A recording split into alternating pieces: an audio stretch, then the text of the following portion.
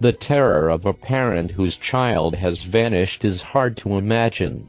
Is it possible that parents in that situation could convince themselves of anything to avoid the horror of the truth? That may be the only explanation for the strange disappearance of Pauline Picard. Pauline was only 2 years old when she disappeared from her family's farmhouse near the rocky end of Brittany in France in 1922.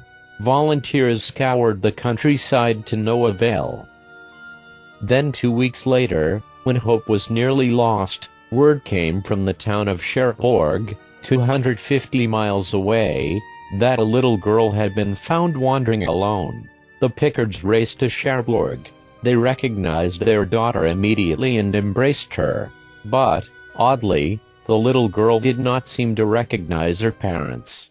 What's more, she did not respond when spoken to in Breton, the regional dialect spoken by the Picards at home. And there was no explanation of how a toddler had managed to travel 250 miles. But neighbors back in Brittany accepted the girl as Pauline, as did the police officer who accompanied her from Cherbourg. Her strange behavior was put down to trauma. Questions were pushed aside, and life returned to normal.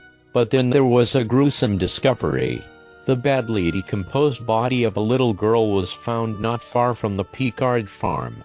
The area had been thoroughly searched, so it appeared someone had put it there recently. The body was naked and the head was severed. The girl's clothes were folded neatly near the body. They were the clothes Pauline had been wearing when she disappeared.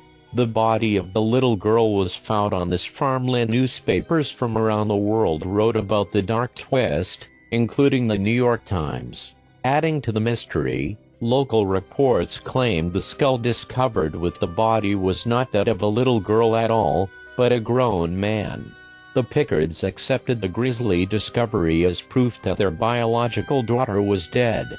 A month later, the little girl who had lived with them was sent to an orphanage. The Picards never learned what happened to their daughter. The police never found her killer. And the fate of the mysterious little girl found wandering in Cherbourg is lost to history.